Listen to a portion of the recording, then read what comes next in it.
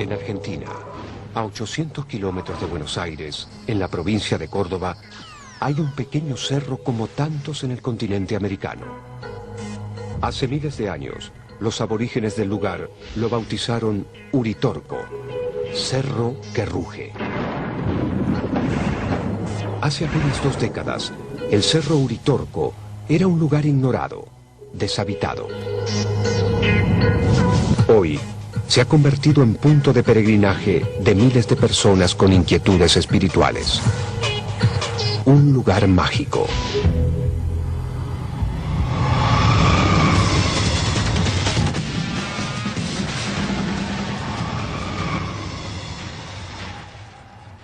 Que es mágico y maravilloso y que su irradiación se extiende varios kilómetros. Vas a oír vos, ¿cierto?, cosas muy en contacto con extraterrestre. Esa huella correspondía, sin ningún tipo de duda, a esa supuesta nave. Cuando ya bajábamos en el camino, vimos una nave que algunas personas en Capilla la filmaron. Yo sé que hay una energía especial acá. Yo particularmente creo que existen otros seres, pero esto lo creí siempre. Esta mañana nos han aparecido 2 grandes naves. Estoy convencida de que es uno de los puntos desde lo energético, de los más importantes del planeta. En Argentina, hoy, el cerro Uritorco es sinónimo de avistaje de ovnis. Todo comenzó en 1986, cuando un ovni habría dejado su marca en la Tierra. Desde entonces hasta hoy, cientos de ovnis fueron vistos, fotografiados y grabados en las cercanías del cerro Uritorco.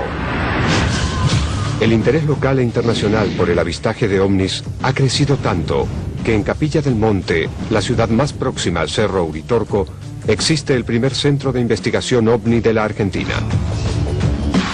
Jorge Suárez es su director. Nosotros en 2 años hemos recibido la visita de 3.000 personas. En enero de 1986, Suárez era secretario de gobierno de Capilla del Monte. Entonces vinimos a ver a esta persona que se llamaba Esperanza Gómez. Nos encontramos con su nieto, Gabriel Gómez, un niño de 12 años. El testimonio de una familia humilde que vivía en un paraje conocido como El Pajarillo, cerca del cerro Uritorco, cambió para siempre la vida de Jorge Suárez. Nos contaron una noche de mucho miedo, cuando más o menos a las 10 de la noche, jugando una partida de naipes, con las puertas de la vivienda rural absolutamente abiertas porque hacía mucho calor. Vieron entrar chorros de luz roja por esas ventanas que le provocó muchísimo miedo, muy especialmente a las ancianas. El niño vio un objeto que estaba sobrevolando la casa de su abuela, que despedía una fuerte luz rojiza, que lo enceguecía, pero cuando la atenuaba se veían unos rayos blancos como tubos fluorescentes. Fue el propio intendente en ese momento y el secretario de gobierno, que es Jorge Suárez, fueron a visitar el lugar y hicieron una investigación oficial, si se quiere, desde la municipalidad sobre lo que había sucedido. Como funcionario comunal, Jorge Suárez tuvo a su cargo la investigación oficial de lo que había denunciado aquella humilde familia. Su sorpresa fue inmensa cuando llegó al lugar y encontró una enorme huella. Vinimos a este mismo lugar donde estamos parados, que todavía me da mucha emoción recordar aquel. Había llovido unas horas antes, me encontré en esta paja brava absolutamente verde, esmeralda, que brillaba por esa lluvia, y como si alguien hubiera depositado una pelota de golf inmensa, negra. Ahí estaba depositada la huella. No podíamos explicarnos, no había explicación coherente. Pero Jorge Suárez no fue el primero que llegó a la misteriosa huella. Vamos los 4 y llegamos a la huella cuando todavía nadie había llegado. 6 meses antes, en junio de 1985, Dante Franch, un empresario aficionado al fenómeno ovni, había visto cerca del Uritorco una extraña nave. Una estrella brillante que estaba allí, pero nada más, estaba quieta y estática. Sentíamos como si fuera nuestra cara y en las partes expuestas de las manos, como si fuera un cosquilleo, y eso comienza a moverse. Primero se bamboleaba de un lado a otro, izquierda, derecha, y comienza a agrandarse, baja un poco y se acerca hacia nosotros. Simplemente eso, nada más que eso ocurrió. Después se vuelve hacia atrás y se levanta y se va hacia el cielo y desaparece. Franch decidió volver al Uritorco junto con otras 11 personas. Y aquel 9 de enero de 1986, todos vieron el ovni que conmovió a la zona. Estábamos los 12 allí. De los 12, uno de los testigos que estaba justo al lado mío me agarró de un brazo y me decía, me gritaba, me decía, Dante, no cuente, no digas, no hable de lo que estamos viendo. Ahora, a los 2 días nos enteramos de que había aparecido una huella de lo que es el Cerro Pajarillo, pero mirando hacia el cruce Onganira. Al llegar a la huella, Franch encontró cosas extrañas. Encuentro como una especie de ranita pequeña que estaba en posición de saltar y había quedado como calcinada instantáneamente. Los insectos y muy especialmente algunos batracios que se encontraron dentro de la huella nunca pudieron ser quemados por fuego. Curiosamente tenían las patitas y las antenas como si estuvieran vivos, pero estaban secos por dentro, como si algo extraño hubiera extraído sus jugos. Si hubiera sido por fuego, las partes finas se hubieran quemado. Ustedes imagínense, 110 metros de diámetro. No sé, debe ser una de las huellas más grandes en la historia de la ovnilogía en el mundo. Bueno, nosotros había llegado con el bolseguí roto y al tener roto el bolseguí me había lastimado mi pie.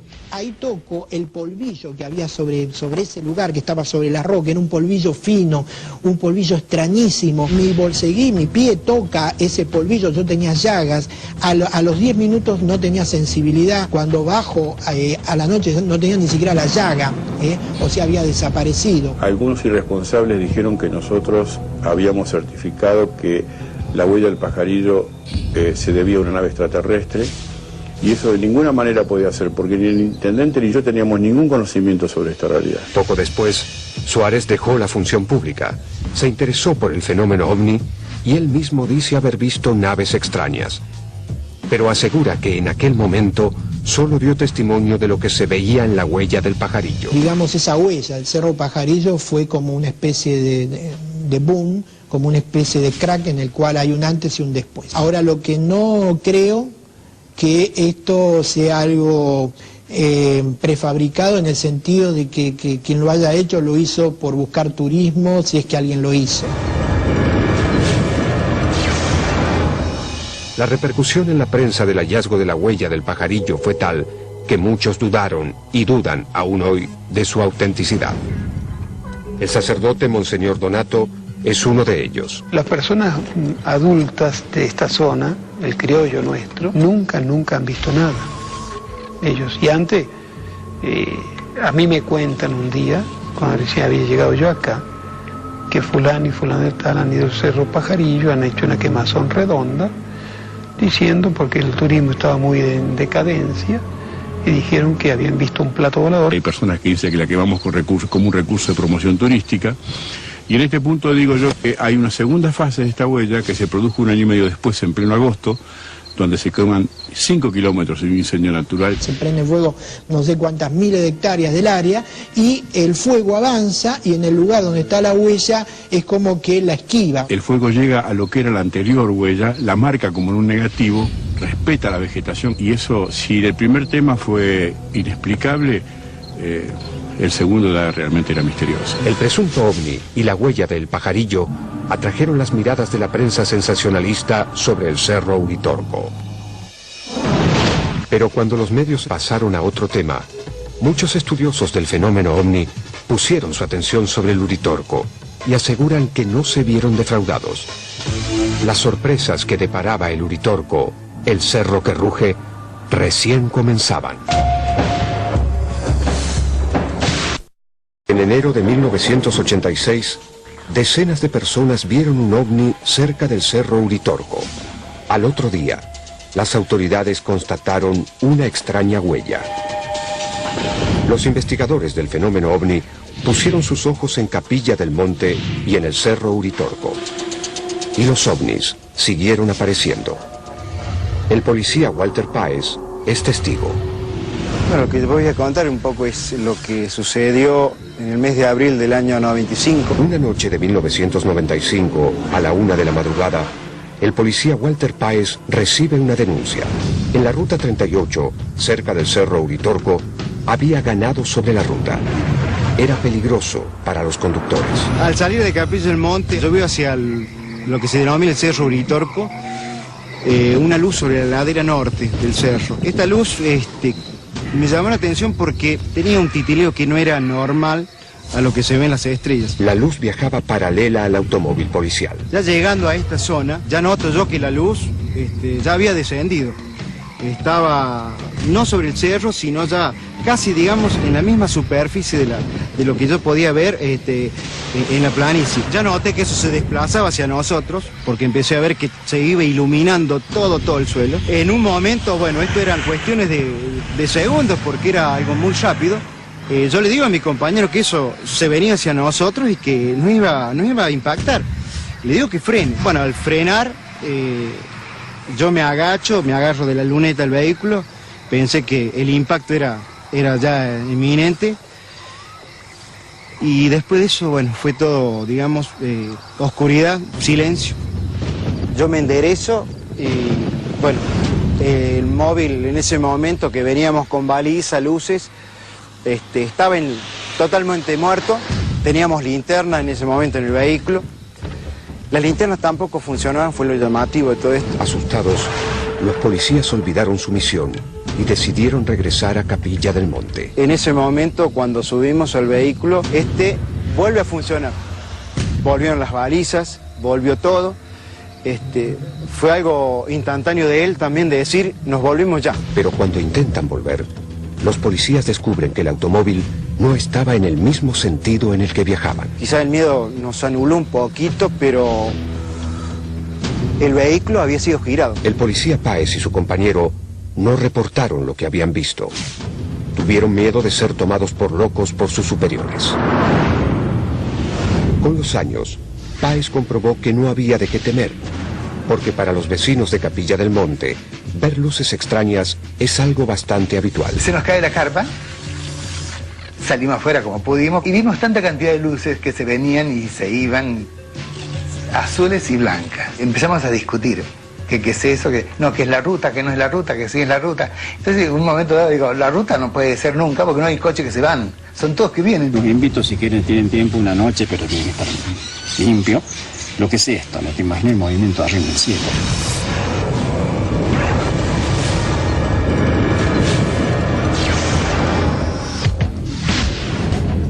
Estamos faldeando Uritorco, van notando que a medida que vamos ascendiendo, la vegetación se va haciendo más baja.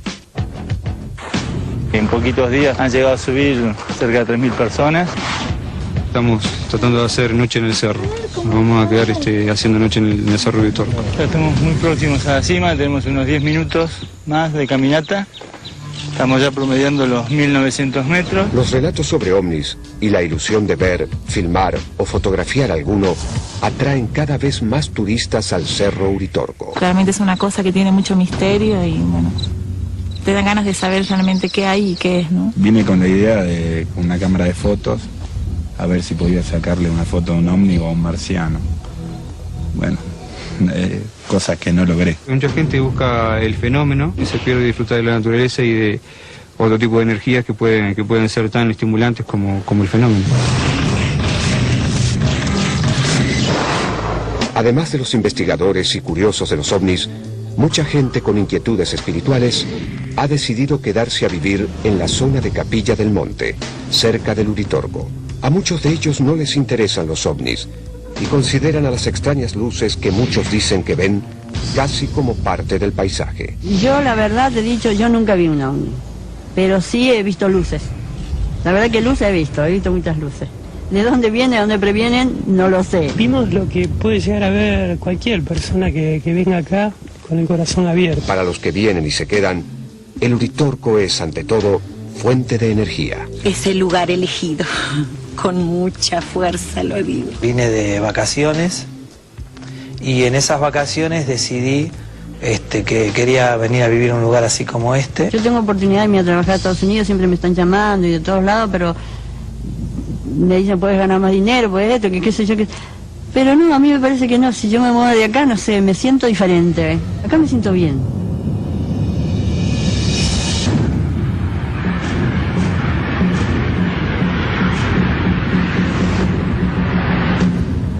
Tomar la postura del Buda es una otra conciencia más total.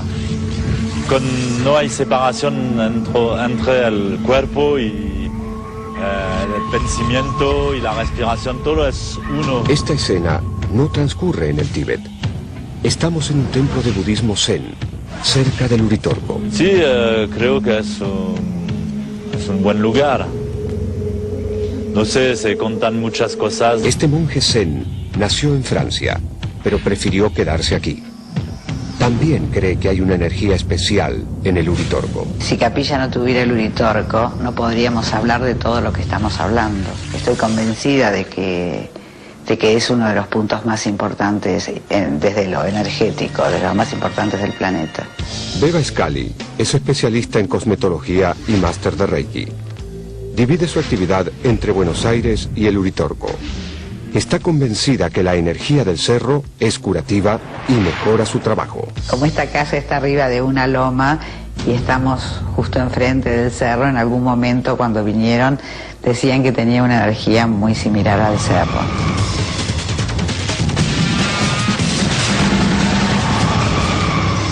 Creo que no hay que subir al cerro para vivir ese aporte energético, creo que está en todos lados. Dicen que la casa también lo tiene. Algo debe suceder porque todo el mundo que viene acá se siente muy bien. No sé qué hay, pero que algo hay, eso no lo voy a discutir después de 20 años subiendo, algo hay en la zona. Llámalo energía, llámalo como quiera, cualquier título, pero algo hay en la zona. Estoy buscando la respuesta, como mucha otra gente, ¿no? Pero, ¿qué hay en el Cerro Uritorco? ¿Hay acaso alguna relación entre los ovnis y la energía curativa de la que hablan tanto turistas como lugareños, que produce bienestar? Para Dante Franch, sí. Lo que ocurre allí es esto. El planeta Tierra, al igual que los seres humanos, tiene chakras, vórtices de energía. Hay campos gravitatorios y un vórtice de energía entra por esa zona, traspasa el planeta y son vectores de entrada y salida de naves. La explicación que da Franch es en verdad la hipótesis que hace 30 años trajo al Cerro Uritorco a Ángel Cristo Acoglani, un famoso médico traumatólogo que había vivido en el Tíbet. Don Ángel Cristo Acoglani llega a finales de los 70 a Capilla del Monte y comienza a frecuentar la zona de los Terrones.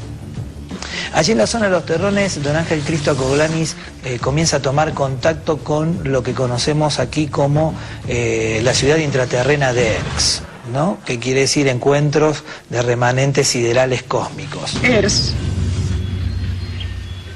para decir así, sería una ciudad mitológica. ¿Qué quiere decir mitológica? Quiere decir que puede estar y que no puede estar.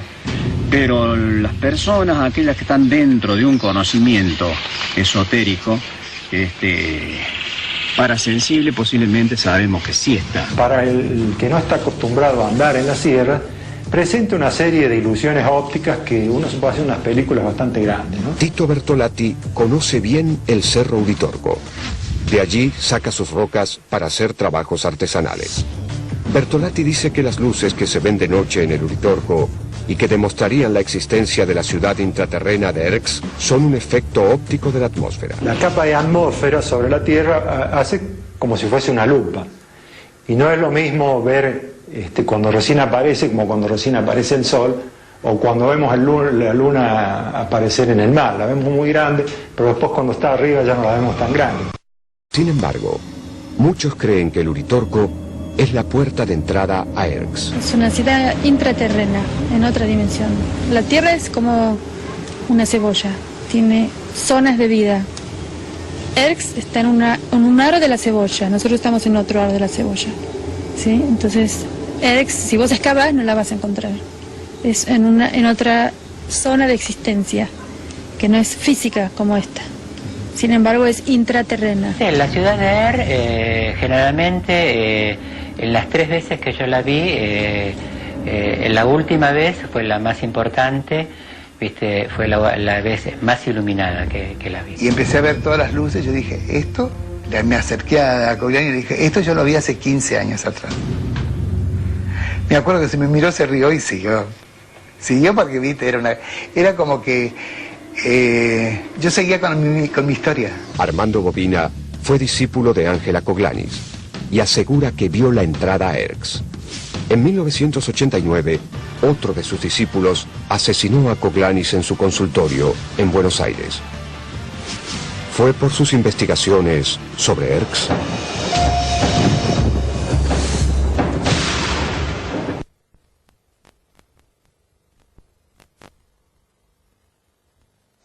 Con el tema Erx, entre ellos una persona que fue Ángel Cristo Acoglanis. Él siempre llevaba a la gente a los terrones. Evidentemente él tenía algo muy importante en sus manos, curaba, pero desde un conocimiento de la medicina muy antiguo. Y ahí es donde tomamos conocimiento del término Erx, energías cósmicas remanentes siderales. Había mucho hermetismo en ese tiempo. ¿Dónde está Erx? En otra zona de existencia. No te puedo decir ni arriba, ni abajo, ni al costado. Ninguno de estas personas es antes de don Ángel Cristo Acoglanis en la historia de El Uritorco y de Capilla del Monte. Y eso lo comprobé. Todos aparecen luego. Ángel Acoglanis fue el primero que dijo que en las cercanías del Uritorco había una puerta de entrada hacia una ciudad de otra dimensión. Según Acoglanis, la puerta de entrada a Erx podía ser vista desde un paraje denominado Los Terrones. Él impartía unas charlas y en estas charlas él hablaba fundamentalmente de que tenían que tener una preparación particular para poder ir a este lugar sagrado para él que eran Los Terrones. Los Terrones es un lugar desde donde se ve, pero Erx es mucho más grande que Los Terrones. Acá digamos como que sería el centro de la ciudad, por así decirlo. La leyenda de la ciudad intraterrena de Erx le confiere al Uritorco una similitud inesperada con el Tíbet. Allí también hay leyendas de ciudades intraterrenas. Durante 8 años, Juan Acevedo fue guía turístico en el Uritorco. Hoy es psicólogo y se ha especializado en analizar los testimonios de quienes dicen haber tenido contactos con ovnis y seres extraterrestres. Acevedo descree de la existencia de Erx y asegura que en la noche, luces que se ven en el cielo en verdad están en los cerros y pueden ser automóviles. De repente la gente observaba estas luces que aparecían y desaparecían. Lo lógico para estas personas era pensar que ellos estaban sobre el cielo, cuando en realidad eso siempre había estado sobre tierra.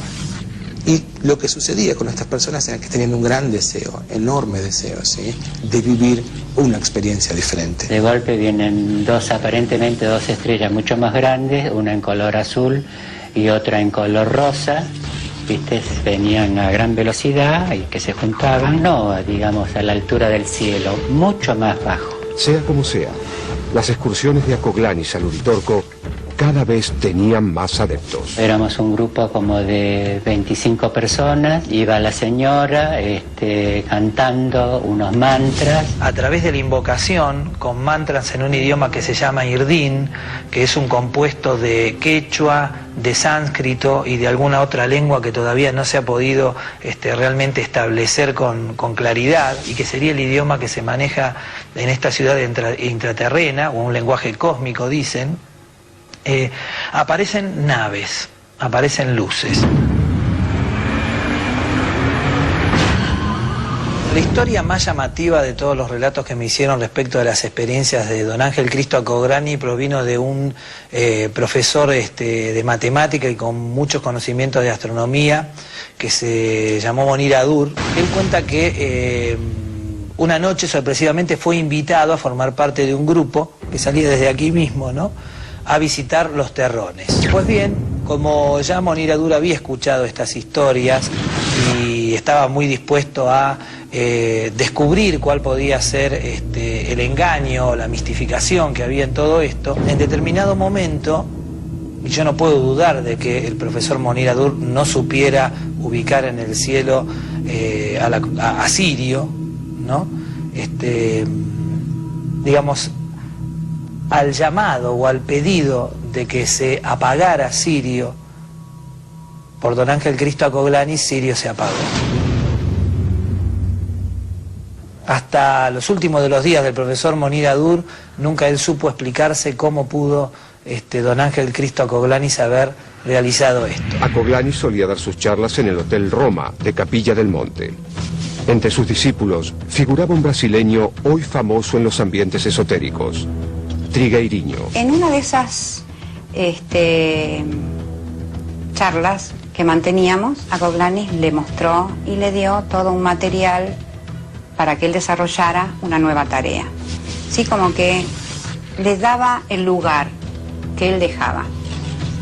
El lugar que él dejaba, él decía que era el portero de los terrones. Mucha de la obra de Trigueiriño proviene de lo que don Ángel Cristo Acoglanis le entregó. Creo que lo elige como un par que va a cumplir la otra parte de la tarea que Ángel Cristo Acoglanis vino a cumplir aquí a la zona de Capilla del Monte, a la zona Uritorco.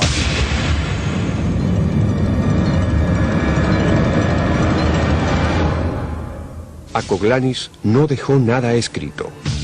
Pero además de Trigueiriño, un antropólogo de la Universidad de Córdoba que escuchó sus charlas en el Hotel Roma de Capilla del Monte, tomó contacto con Acoglanis y luego también difundió sus ideas. Se llamaba Alfredo Terrera. Terrera y Acoglanis se conocieron, sí, de ahí surgen algunos libros que escribe Terrera.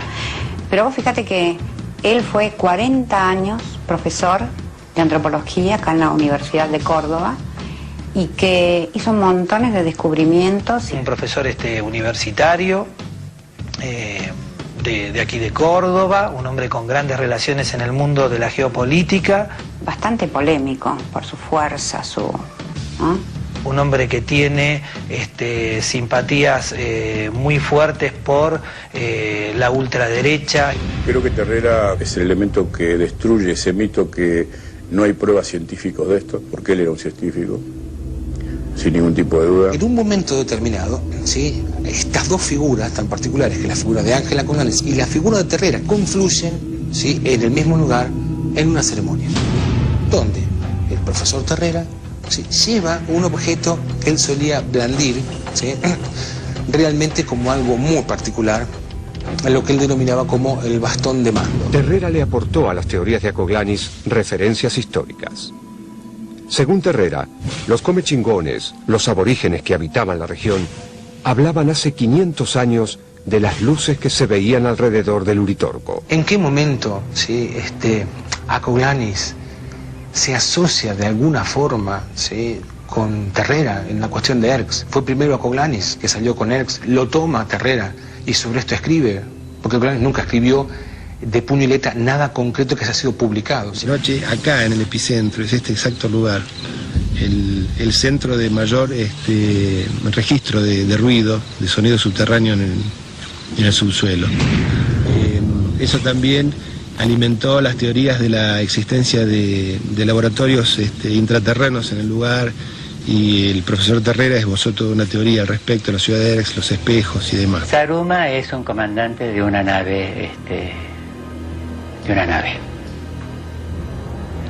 Entonces, él decía que se comunicaba con sus hermanos para poder llegar a ver la ciudad de Erx.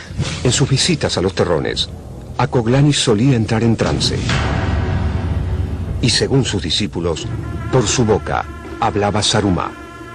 Sin embargo, fue Terrera quien escribió un libro sobre Sarumá. Todavía hay gente que cuestiona si Saruma era Acoglanis, ¿sí?, o si era otra persona. Yo, en personal, estimo que Acoglanis y Saruma eran la misma persona.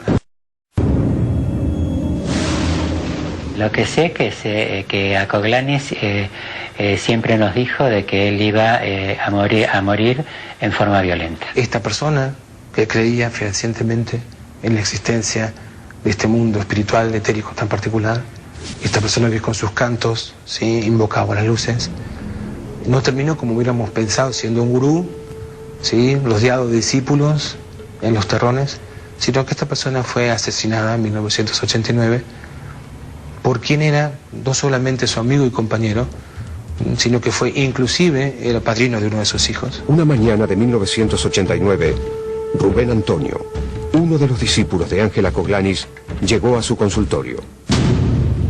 Le disparó 2 veces. Rubén Antonio, saben que estuvo constantemente al lado de Acoglanis, quien era su amigo, la persona en quien él más confiaba. Si una mañana de aquel 1989 descarga sobre él, ¿sí?, un pistolón naranjero, ¿sí?, con 2 cartuchos hacia la cabeza, ¿sí?, y el cargador de otra pistola sobre su cuerpo. Al grito de mueran los brujos, hay que matar a todos los brujos, esta persona, ¿sí?, Rubén Antonio, se entrega a no más de 50 metros, ¿sí?, en un destacamento policial. Rubén Antonio se dedicaba a la importación y exportación de armas y era hermano de Jorge Antonio, un hombre de extrema confianza del general Juan Perón, 3 veces presidente de la Argentina. Rubén Antonio fue declarado demente y no fue a la cárcel, sino a un hospital psiquiátrico por haber matado a Coglanis. 4 años después, cuando había recuperado la libertad, se suicidó. Nunca se supo el motivo por el cual Rubén Antonio mató a Coglanis. En Capilla del Monte, algunos discípulos creen que fue por motivos pasionales. Otros piensan que el verdadero motivo hay que buscarlo en los terrones, allí donde a Coglanis decía que estaba la entrada a la ciudad intraterrena de Erx.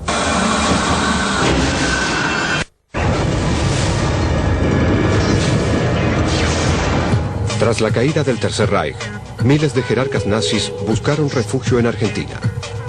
Su ingreso y radicación fue facilitada por un gobierno militar que había simpatizado con la Alemania nazi y se había mantenido neutral durante la Segunda Guerra Mundial. Pero en Argentina, además, había desde principios de siglo una fuerte colonia alemana. En los años 30, muchos de esos inmigrantes simpatizaron con Adolf Hitler. Algunos vivían en Buenos Aires, otros en la Patagonia. Pero sin duda, el principal enclave nazi de la Argentina estaba ubicado en la provincia de Córdoba, en la misma zona donde está el Cerro Uritorco. Se han hallado elementos de expediciones muy antiguas, de hace 70, 80 años atrás, elementos de la década del 30, 40, más o menos, por lo que cuentan los más viejitos del lugar, donde habían los gringos, le decían ellos, no eran italianos, sino alemanes. Alfredo Lobo es desde hace 20 años guía de montaña en Capilla del Monte. Hace 13 años, Lobo encontró restos de una expedición nazi en el Uritorco. Es un recipiente, bueno, donde tiene unos 4 esvásticas sobre relieve, ¿no? Es un recipiente de lo que sería una lata o un material así similar, oxidado. Lo encontré en un ranchito metida, la estaban usando, increíble, de batea, donde lavaban cosas, elementos. Yo tenía 8 años y yo me crié atrás del Cerro Uritorco. Algunos antiguos pobladores, como Hugo Jaime, recuerdan incluso haber visto a aquellos expedicionarios alemanes. Ahí vinieron como 4 hombres. Traían aparatos, te digo, aparatos de alta. En aquel tiempo yo lo que veía, que siendo niño, aparatos chiquitos así. Yo miraba cómo estos andaban entre medio de las piedras con esos aparatos.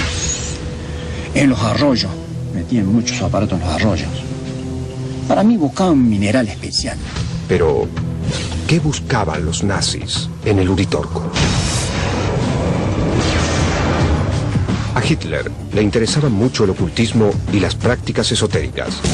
A través de ellas, quería aumentar su poder. De la misma manera que Hitler, cuando invade Austria, se dirige a Viena y se apodera de la lanza que se decía es la lanza de Longinos, o sea, la que le atravesó el pecho a Jesucristo, necesitaba objetos de poder. Uno de los objetos de poder era la lanza, otra era el grial que se estaba buscando por todo el mundo.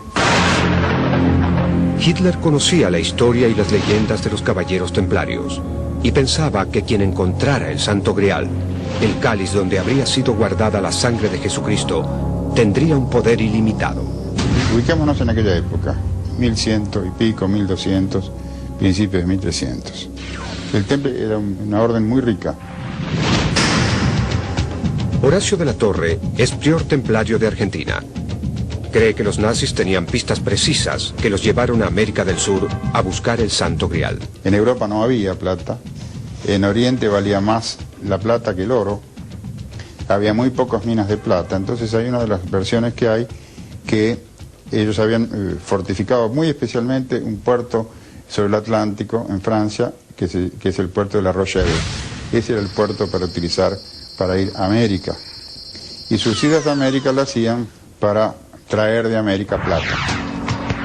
Los templarios argentinos encontraron que en la Patagonia hay un lugar que coincide a la perfección con una descripción que aparece en el Alto Libro del Graal, un texto medieval templario. En este libro Se habla de un viaje por barco que efectúa un caballero, largo viaje, dice que por muchos días no vieron costas, hasta que llegan finalmente a un lugar en donde ven arriba, dice, un castillo o fortificación o ciudadela fortificada. Ahora, ¿qué tiene que ver la región del Uritorco con eso, ¿no es cierto? Él ha hecho hallazgos, digamos, importantes que hacen presumir que en ese lugar ha sido uno de los ingresos que han tenido los templarios y vinieron a esta parte de Argentina y de América del Sur. Todos sabemos, no hace falta que yo lo explique, que el Uritorco tiene un magnetismo telúrico muy importante. Esto hace, digamos, pensar que la migración de estos primitivos templarios que llegaron han ido a la zona de mayor energía que ellos pudieron encontrar. Y en esto eran muy hábiles, porque esto también lo hicieron en España, lo hicieron en todos los lugares donde estuvieron, siempre buscaron los lugares de altísima energía o magnetismo telúrico, como quieras llamarse. Para otros investigadores, como Eduardo Sembonnet, basta con escuchar atentamente la ópera Parsifal de Wagner, basada en textos medievales, para relacionar a los templarios con América del Sur. Y luego que muere el rey Arturo, Parsifal, que era miembro de su corte y era templario, se le encomienda la misión de trasladar ese santo grial a otra zona. Parsifal migra hacia un territorio que está al sur-oeste de Europa, que se llama Armérica. Estoy hablando del año 1170. Dentro de ese territorio hay un lugar que se llama Argenta o Argentus. Él se interna en ese territorio y viaja hacia una zona montañosa llamada Viaraba. Y en esas sierras de Viaraba, él deja depositado el Santo Grial. Puede que sea una coincidencia, pero Viaraba era también el nombre que los indios comechingones le daban a la zona del Uritorco. Esta posible relación entre templarios y comechingones explicaría por qué los indígenas tenían rasgos europeos. Cabrera, que es el que funda Córdoba, le llama la atención que los indios que hay ahí en esa zona sean todos altos, de ojos celestes y barbados. Por si faltaran coincidencias, en Capilla del Monte hay una iglesia con reminiscencias templarias. Es una típica iglesia templaria con una sección octogonal redonda. Es un número y es una forma, el octogonal, que le encantó siempre a los templarios. El 8 significa el infinito. Sí, ha venido una persona aquí y me ha dicho, padre, usted tiene una iglesia muy especial porque es octogonal. Para Monseñor Donato, es casualidad que en la parroquia San Antonio de Padua haya reminiscencias templarias. También es casualidad la presencia de cruces esvásticas en los pisos. Ya cuando empezamos a descubrir cosas, han sido hechas por eso, es coincidencia, para mí pura coincidencia, porque hizo esto hace casi un siglo, ¿no es cierto? De estas cosas ni se hablaba, ni se tenía noción, ni nada. En cualquier caso, un rompecabezas se va armando. Los nazis habrían buscado el Santo Grial en el Cerro Uritorco, cerca de donde hay una iglesia con rasgos templarios y cruces similares a las esvásticas. Y un simpatizante de las ideas de ultraderecha y admirador de la mitología sajona, el antropólogo Alfredo Terrera, aseguraría años después que en el Uritorco fue hallado el bastón de mando o piedra de la sabiduría, otro de los símbolos templarios. El bastón de mando, una piedra basáltica de 1,20 metros, 1,30 m. Recuerdo que lo tomé y me lo iba a poner en el pecho y me dijo, no, tomalo al revés y apoyalo sobre el corazón. Y bueno, yo sentí una de las cosas más impresionantes que he sentido en mi vida. Fue como recibir una descarga eléctrica, no sé de cuántos voltios, fue impresionante. Jorge Suárez, el exfuncionario que certificó la huella del pajarillo, que hoy es atribuida a un ovni, quiere que, muerto Terrera, el bastón de mando vuelva a Capilla del Monte como una reliquia de la ciudad. En cambio, el psicólogo Juan Acevedo no cree en los poderes del bastón de mando. Nosotros en un momento solíamos decir de que el profesor Terrera quería un monte Elburz germánico en el Uritorco, al punto tal que él llega a asegurar que no solamente estaba este toque lítico en este lugar, sino que también estaba el Santo Grial, la espada Excalibur, ¿sí?, el libro de las predicciones y hasta un Drakkar vikingo. Acevedo piensa que Terrera, el antropólogo que compartió con Ángela Coglanis sus teorías sobre la ciudad intraterrena de Erx, completó con mitologías germánicas huecos históricos que dejó la misteriosa extinción de los aborígenes comechingones. En un momento determinado, el conquistador Cabrera ordena limpiar la zona definitivamente. Y en esa planicie que se ve hacia la izquierda, que hay un precipicio muy pronunciado, son 200 metros prácticamente de caída, de picada, arrojan a los niños, a las mujeres, a los ancianos y los últimos comechingones. Tal es así que prácticamente no queda uno solo vivo. No quedó historia, no quedó registro lingüístico, no quedó ningún cuento, no quedaron ni siquiera prácticamente descendientes. Y acá está la parte dolorosa, porque el profesor Terrera, sabiendo justamente esto, ¿sí?, rellena esa parte de la historia con una hermosa fábula para él, ¿sí?, sobre la cual posiblemente mucha gente creyó, pero que no es algo real. ¿Tuvieron razón los nazis al buscar el Santo Grial en el Cerro Uritorco? ¿Los templarios conocieron el Uritorco antes de la conquista española? Son enigmas que el Cerro que ruge todavía no ha revelado.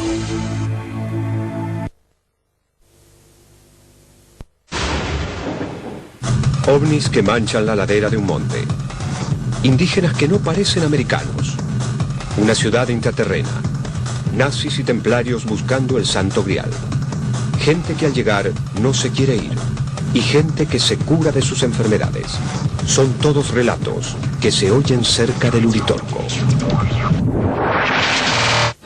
Ahora bien, ¿por qué este cerro no muy alto ejerce tanta fascinación? ¿Hay alguna explicación de su poder? Se considera que es un volcán, en este momento apagado, pero es un volcán. Miriam Sánchez es geóloga. Desde hace 10 años vive en Capilla del Monte y dice que hay una explicación geológica para la energía que, según tanta gente, emana del Uritorco. Los comechingones lo llamaban el cerro que truena. Tiene muchísima energía porque toda la mola exterior del cerro está compuesta por granito. Y el granito es nada más ni nada menos que mica, cuarzo y feldespato, que son, por supuesto, excelentes transmisores de energía electromagnética. Hay mineral de hierro, sí, hay magnetita. El magnetismo del Uritorco es tan grande que muchos pilotos aficionados han tenido problemas con los instrumentos de vuelo al sobrevolar el cerro. La característica de la magnetita, y de ahí su nombre, es que tiene magnetismo. Es la verdadera piedra imán, digamos. La abundancia de magnetita tendría también efectos benéficos sobre la salud y los estados de ánimo de quienes viven cerca del Uritorco. La magnetita, como el hierro y el cuarzo, poseen energía electromagnética. Emocionalmente nosotros somos afectados por la piedra del imán. Trabajaba muchos años, trabajé, me dolían los huesos, pero ahora no siento dolor. Es algo increíble. Una sensación de paz total. El Uritorco es un centro de energía, en el sentido de que hay campos de gravitación que pasan por esa área y creamos o no creamos, la energía ahí existe distinta.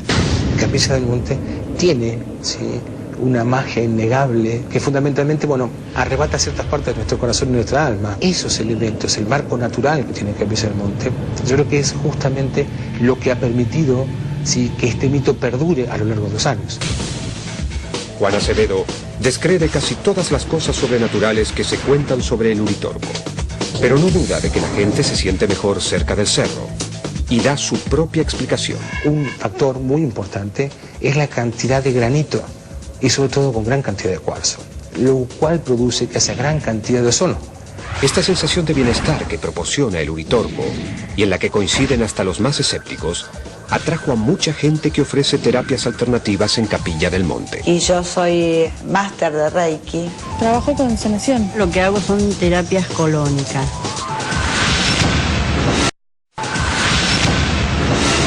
Y acá no hay que hacer un spa. Esto es un spa ya funcionando. Porque si buscamos un médico que haga fitoterapia está, si buscamos otra persona que trabaje desde las flores de valle está. Beba Scali hace tratamientos contra el estrés en Buenos Aires y en Capilla del Monte y asegura que los resultados son bien diferentes. 2 sesiones de acá equivalen a 6 o 7 de Buenos Aires. Creo que hay una energía propia del lugar que hace que uno pueda vehiculizarla mejor, pueda transmitirla mejor y el otro pueda recibirla mejor también. Esa terapia está relacionada con el colon, es decir, con el intestino grueso. Gloria de Hernández salvó su vida gracias a una terapia colónica. Luego aprendió ella misma a hacerlas y hoy asegura que encontró en Capilla del Monte el lugar ideal para sus pacientes. Es una terapia que limpia el intestino de mucosidades, parásitos, adherencia. Es para desintoxicar todo el organismo. Los bloqueos energéticos crean síntomas. Adriana Hernández cree que el Uritorco es un lugar ideal para mejorar la salud mediante la respiración. Es un método de respiración. Se respira con la boca y con el pecho.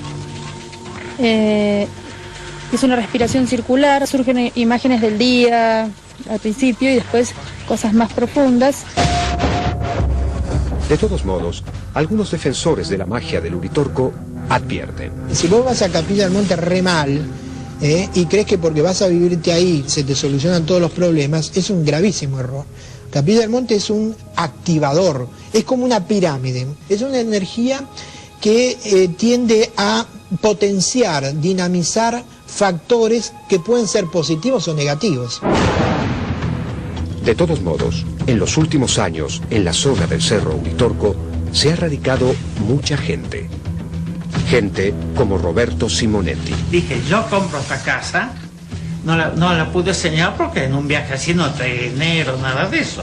Cuando se jubiló como militar de la Prefectura Naval Argentina, Roberto Simonetti decidió cambiar de vida y dedicarse a una antigua pasión, el tarot. Y así el tiempo transcurre de otra manera.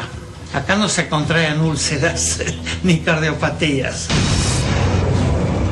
Los últimos años es muy importante la cantidad de gente de otras localidades, sobre todo de grandes urbes, que viene a vivir a Capilla del Monte, cambiar su estilo de vida, pero en forma muy radical. No debe haber en América Latina muchos alcaldes que admitan que creen en los ovnis. Gustavo de Figueredo, intendente de Capilla del Monte, es uno de ellos. Yo particularmente creo que existen otros seres, pero esto lo creí siempre. Obviamente estando en Capilla del Monte es como que uno afianza más esa creencia, ¿no? En poco tiempo, los ovnis, las terapias alternativas y la vida espiritual han cambiado la vida económica de la ciudad. Se vende de todo, se vende artesanía indígenas, se vende artesanía cósmica, que la inventamos nosotros acá. Yo no soy parasensitivo, yo vendo piedras, busco piedra, trabajo la piedra. Puse el primer restaurante naturalista, vegetariano, ¿sí?, del lugar. Es un lugar como muy pocos en el mundo, no hay ninguna duda. Hay personas que vienen de Alemania, de Japón, de Francia. El Uritorco está reconocido como una de las 7 regiones ventanas que existen por la mayor cantidad de avistamientos que hay. El Uritorco para mí es la gran conexión. ¿Con quién? ¿Con qué? Cada uno con lo que esté buscando.